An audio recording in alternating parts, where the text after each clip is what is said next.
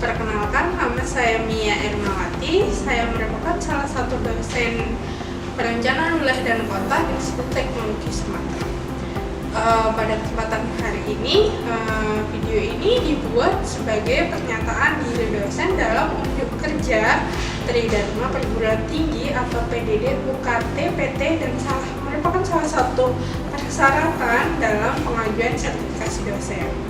Pada kesempatan kali ini saya akan menjelaskan mata kuliah yang saya ampu, yaitu mata kuliah perencanaan tapak. Mata kuliah perencanaan tapak itu sendiri yang berisi tentang pemahaman, kemudian penguasaan, dan penerapan teknik perencanaan tapak lingkungan fungsional. Mata kuliah ini didapatkan di semester genap dengan jumlah SKS-nya yaitu 3 SKS ya. Terkait adapun capaian pembelajaran mata kuliah ini, diantaranya yang pertama adalah mahasiswa mampu menjelaskan konsep dasar perencanaan tapak. Yang kedua adalah mahasiswa mampu menerapkan konsep dasar perencanaan tapak dalam studi kasus.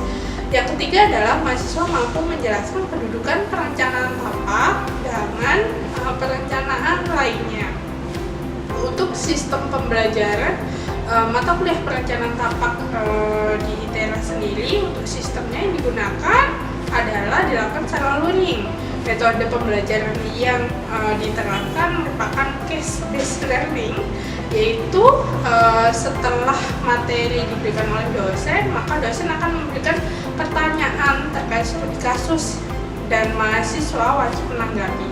Metode ini diterapkan untuk mendorong mahasiswa dalam menerapkan pengetahuan yang sudah dimiliki dalam menganalisis data dalam pemecahan permasalahannya. Kemudian untuk sistem pengumpulan tugas ya, saya menerapkan ada pengumpulan tugas di dalam Google Classroom seperti itu. Ada room-room khusus yang digunakan untuk mengumpulkan tugas ya, baik tugas maupun UTS maupun UAS. Berbagai inovasi, strategi, dan metode pembelajaran yang saya terapkan bertujuan untuk tercapainya peningkatan hasil belajar mahasiswa, serta lulusan nantinya akan memiliki kompetensi sesuai yang kita harapkan, seperti itu. Untuk evaluasi pembelajaran sendiri, yang saya terapkan di dalam mata kuliah perencanaan tapak itu terdiri dari 4, yaitu tugas 1 dengan persentase adalah 20%, tugas 2-nya persentase 20%, UTS-nya atau ujian tengah semester yaitu 30%, serta yang terakhir adalah UAS yaitu ujian akhir semester sebesar 30%.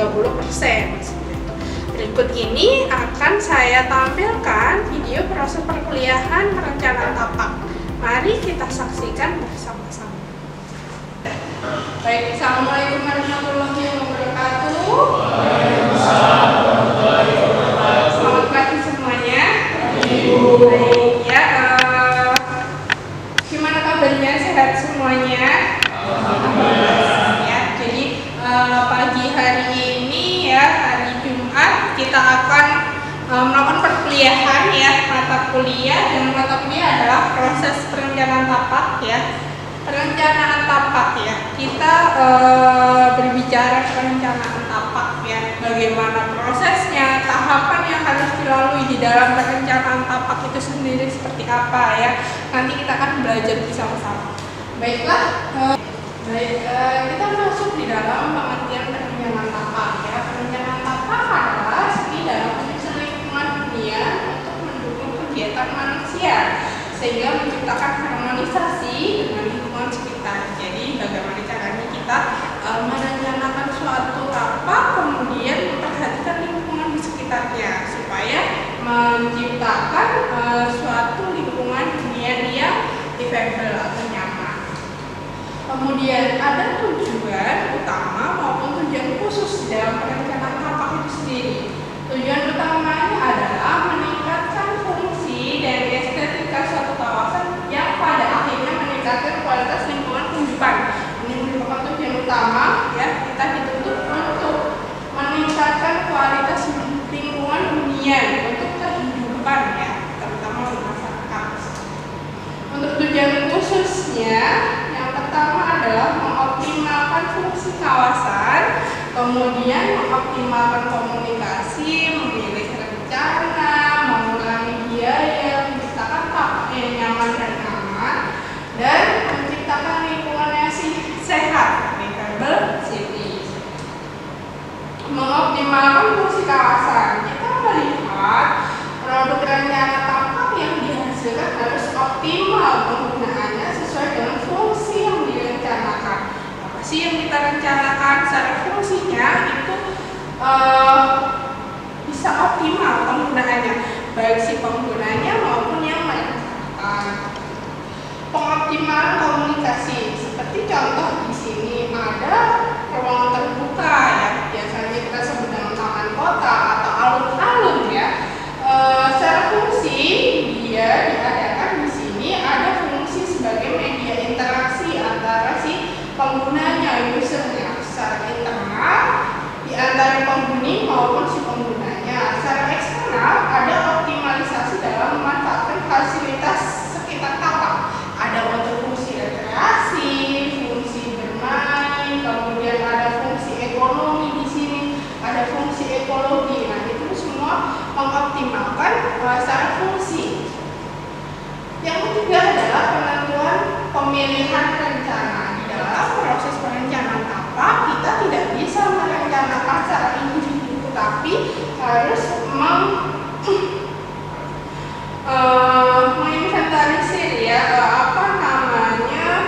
masukan-masukan dari para stakeholder ya, sampai mencapai kesepakatan ya, konsensus dalam mengakomodasi preferensi dari berbagai pemangku kepentingan atau stakeholder. Tujuan utamanya adalah menciptakan lingkungan hunian yang sehat, nyaman.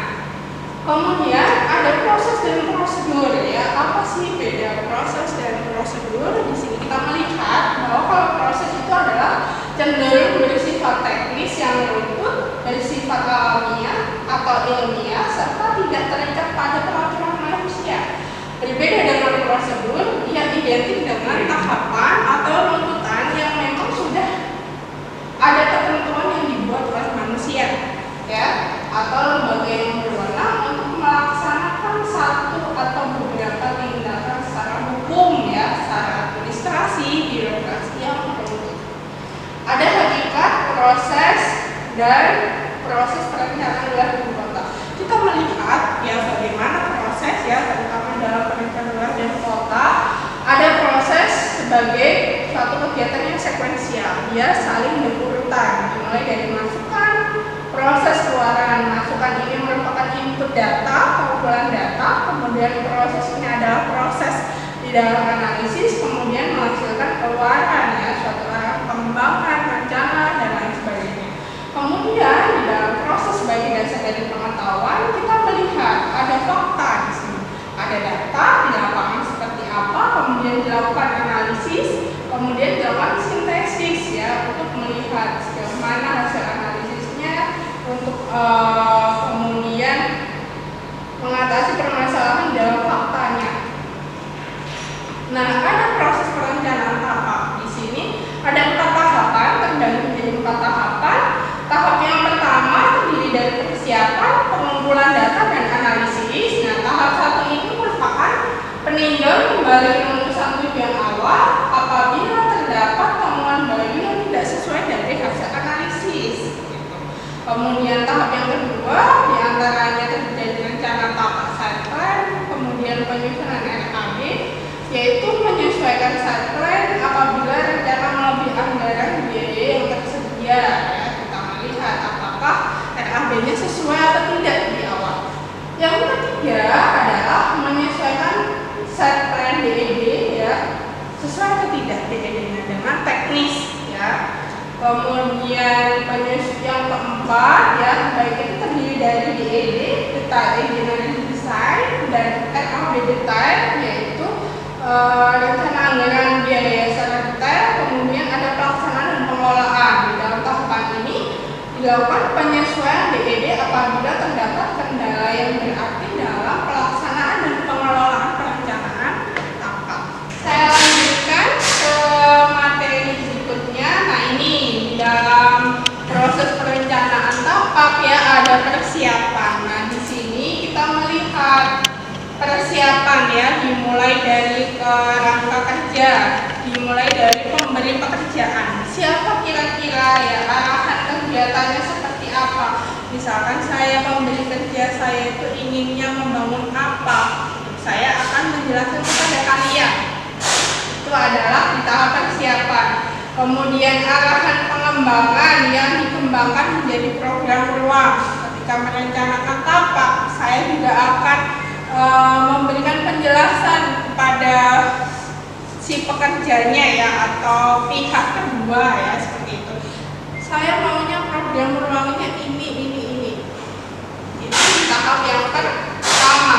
Kemudian perlu penyesuaian dalam kebijakan penataan ruang. Selanjutnya kita harus melihat rencana tata ruang wilayahnya seperti apa yang diterapkan di lokasi. Rencana tentang tata ruang kotanya yang ada di lokasi seperti apa, sehingga kita juga harus mentaati ya peraturan. Sesuai nggak kira-kira? Gitu ya. Kemudian tahap persiapan berikutnya adalah kita melihat lokasi. Antara ketersediaan dan kesesuaian tapak menjadi pertimbangan dalam menentukan lokasi. Ya, ada kesesuaian lahan.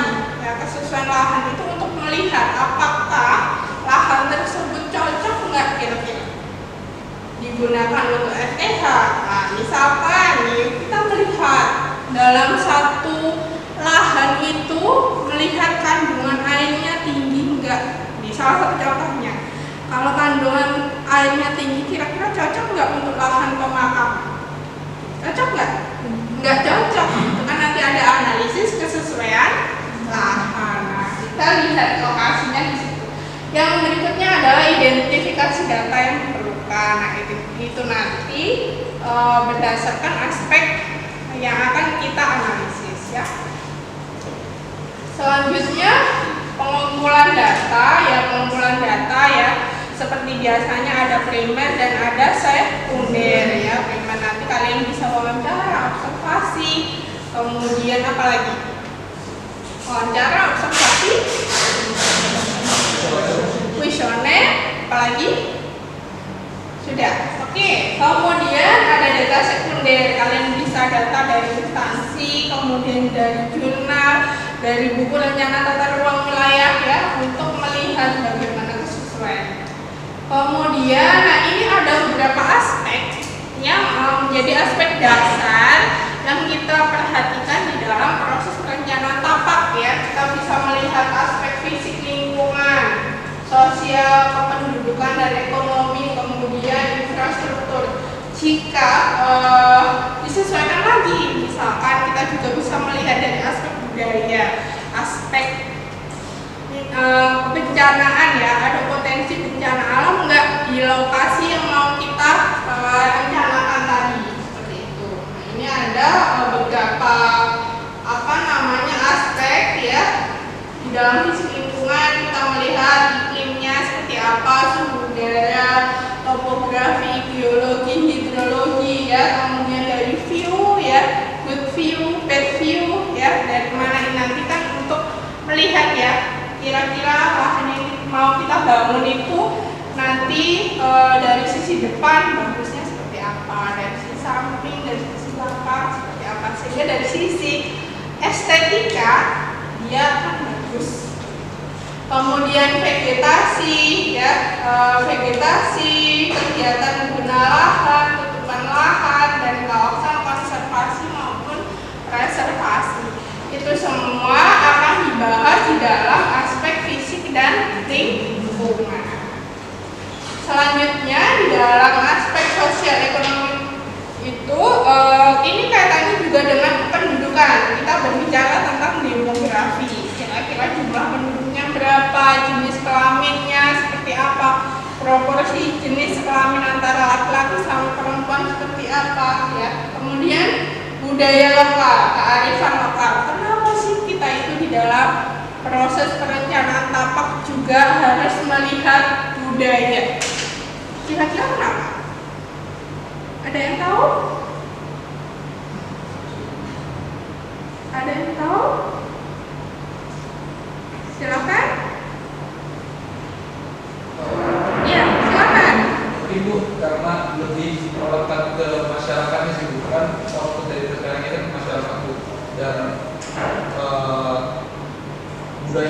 kan memang dalam sebuah proses perencanaan perlu dipadukan gitu.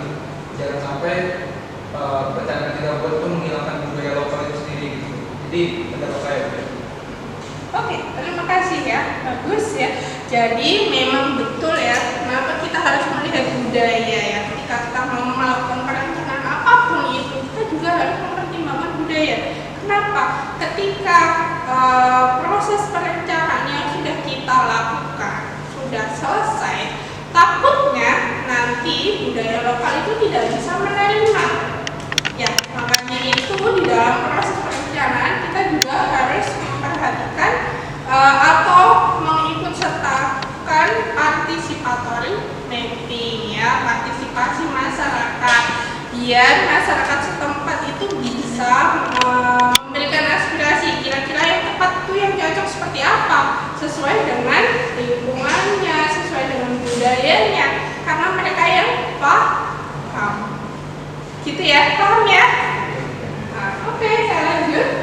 Ada karakteristik dan citra kawasan. Di karakteristik misalkan ya, kita mau merencanakan apa, kawasan cagar budaya, kawasan heritage, misalkan kawasan yang heritage Islam dan lain sebagainya, itu kan juga menunjukkan ada karakteristik dan citra kawasan. Kemudian ada mata pencaharian. Ini kaitannya kalau misalkan kita, salah satu contohnya adalah perencanaan kawasan pesisir, pasti ada kaitannya dengan mata pencaharian. Selanjutnya ada infrastruktur ya, kita harus melihat infrastrukturnya kondisinya seperti apa dalam proses perencanaan yang dibutuhkan ya. Dari sisi important ya, paling penting ya, paling utama dia membutuhkan infrastruktur apa, kemudian sarana, utilitas, nah semuanya itu saling terkait.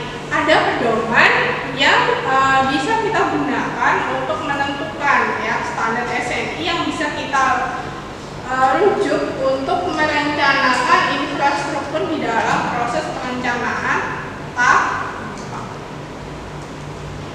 Oke, ini adalah literatur yang saya gunakan ya, saya rujuk di dalam materi perencanaan tapak ya. Materinya cukup sampai di sini dulu ya, silahkan kalau ada yang mau ditanyakan kita bisa diskusikan. Silahkan, nama siapa? Sebelumnya perkenalkan, nama saya Haji Al-Masa dari 119-2001. Saya mau menanyakan Bu, jadi kan pada tahap persiapan itu kan ada proses di mana penyesuaian dengan dokumen makro perencanaan itu. Ya. Untuk di poin yang ketiga itu. Ya. Nah, kan yang saya tahu juga kan di PWK juga kan ada dua dokumen makro yang jadi ada RTR dan RTR. Jadi rencana umum, tata ruang dan rencana divisi tata ruang. Dan ada RTR ataupun RTR kan Bu. Nah kalau misalkan kita ingin merencanakan suatu tapak di suatu wilayah itu, tapi di wilayah tersebut itu belum ada RDTR ataupun RTR-nya ataupun sudah ada namun masih proses revisi. Nah untuk menyesuaikan dengan dokumen makro itu, kita sebagai seorang perencana baiknya itu seperti apa Bu? Karena kan kita juga dalam merencanakan suatu wilayah tidak mau melanggar aturan yang ada dan juga memang ini untuk kemaslahatan masyarakat banyak juga. Ini seperti itu. Ya, baik. Terima kasih pertanyaannya. Banyak sekali ada di Fasilat ya. Bagaimana kalau kita mau merencanakan suatu wilayah, kemudian rencananya belum update, gitu ya? Yang pertama adalah kita melihat rencana secara umum, ya. Lingkupnya seperti apa? Kalau misalkan dia kabupaten, kota, kabupaten kotanya dia belum ada rencana umum, ya, atau RT/RW, RT/RK dan lain sebagainya, kita bisa memakai rencana yang ada di atasnya. Provinsi misalkan, di dalam provinsi itu kan pasti nanti akan terdapat ya arahan pengembangan untuk kabupaten apa, A, B, C dan seterusnya. Sama halnya kalau misalkan kita mau